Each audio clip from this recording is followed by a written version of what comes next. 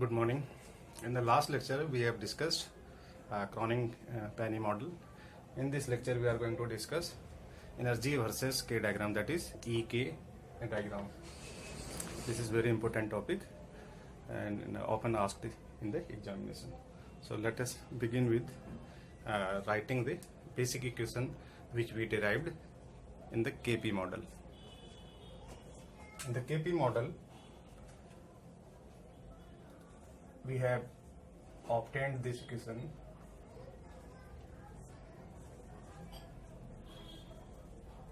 cos of alpha A is equal to cos of K. As discussed in that lecture, this equation has solutions only when the left hand side lies between +1 and -1, because the right hand side, that is this cos Ka, it also lies in the same range because of this equals relation. So the left hand side must lie between +1 and -1. So those values of alpha A, this is the function of alpha A.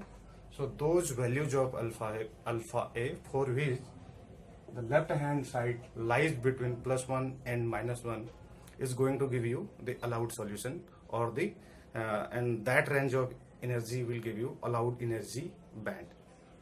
And those values which fall outside this range, that is beyond +1 and -1, will give you forbidden energy values, and the values will constitute forbidden energy bands. Okay.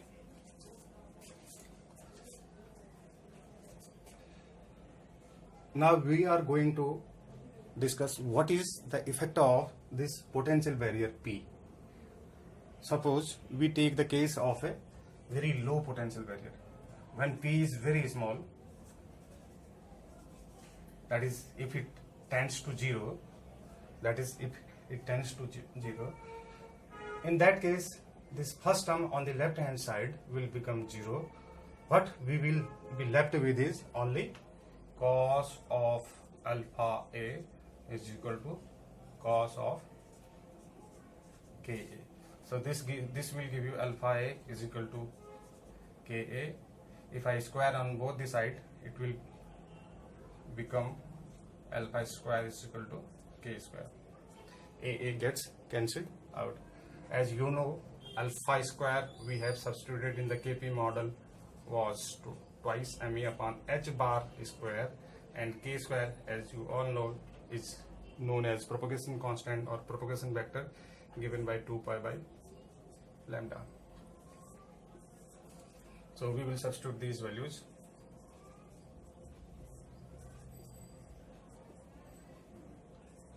Two pi by lambda.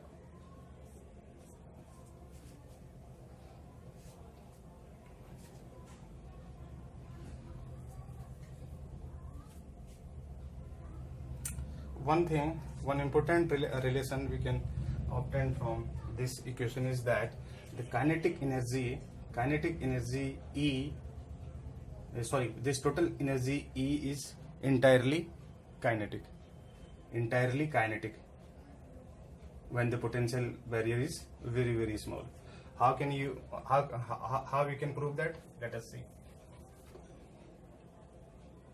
Twice ME upon H bar square is equal to K square, or E is equal to H bar square upon, you can note it down, E is equal to H bar square K square upon 2m. H is reduced Planck constant, K is wave number, and m is the mass of the free particle or the electron. If we substitute the values of K, so it will become H is H upon 2 pi, H bar is H upon 2 pi, K is 2 pi by lambda whole square upon 2m. So 2 pi gets cancelled out. I'll be left with h bar square upon lambda square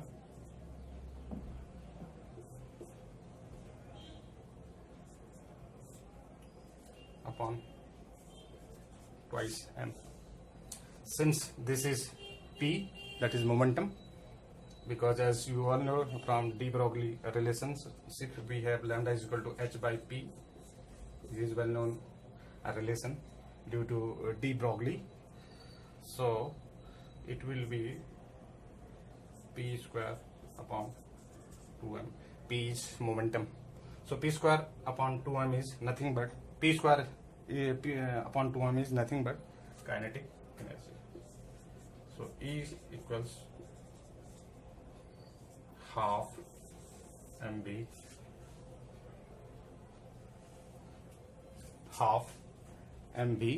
square. I'm going to write it over here because it is not visible. So E is equal to half mv square. So as you can see, the total energy E is entirely kinetic, means V is equal to 0.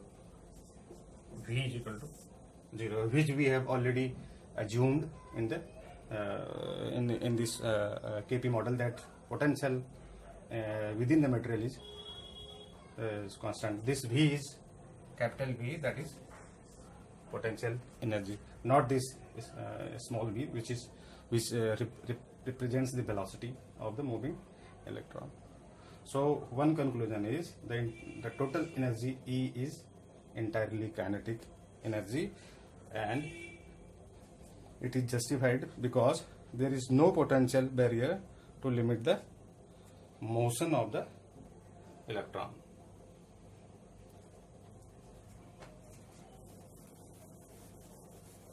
Now we will use this relation which we have just derived. E is equal to h bar square k square upon 2m. This relation we are going to use. Now once again, if you look at this relation, P sin alpha upon alpha a plus cos alpha a is equal to cos ka. As I told earlier also, the left hand side lies between +1 and -1. Why so? Because right hand side is also lies in the same line.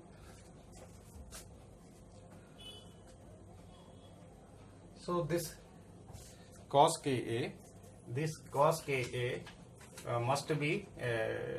must lie between +1 and -1. Sorry, this left hand function must lie between +1 and -1, because right hand side, that is cos ka, always lies between +1 and -1. So this cos ka will lie between +1 and -1 when ka is how much? When ka is plus minus n pi. N is an integer, 1, 2, 3 and so on. Or I have k is equal to plus minus n pi by k. So this again is an important relation which defines the discontinuity in the E versus K curve. E versus K curve means if we plot a curve between energy E along the y-axis and K, that is wave number, along the x-axis, then we get a curve like this. I'm going to explain this curve now. So discontinuities will occur in the E versus K curve when, if you substitute n is equal to 1, 2, 3 and so on, we will have k is equal to plus minus pi by a plus minus 2 pi by a plus minus 3 pi by a and so on. So at these points we will have discontinuities in the E versus K curve, as you can see here. So first value of discontinuity will occur at pi by a. Then there is a break in the curve, as you can see. This is a continuous curve up to this point, pi by a. Then there is a break in the curve. These values of energies are not allowed. Then the curve starts once again, reaches all the way to this point, that is 2 pi by a. So second discontinuity occurs in the E versus K curve at 2 pi by a. One more thing is, this dotted curve represents the free electron parabola. This dotted curve represents the free electron parabola.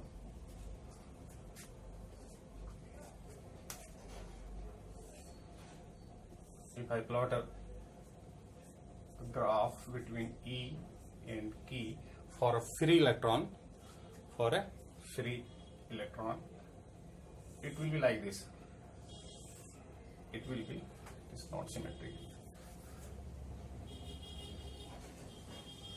It is a parabolic curve between E and K for a free electron. This is for a free electron. This is not for an electron in periodic potential. For an electron in periodic potential, we have a curve like this. There will be discontinuities at plus minus n pi by a value of K. So at these values of K, there will be discontinuities. K की इन values पे इस curve में discontinuity आएगी अगर electron periodic potential में रखा गया है। तो अगर वो सिंपली फ्री इलेक्ट्रॉन है यानी पीरियोडिक पोटेंशियल में नहीं है, so we will have a free electron parabola like this, as has been shown in this curve by a dotted line.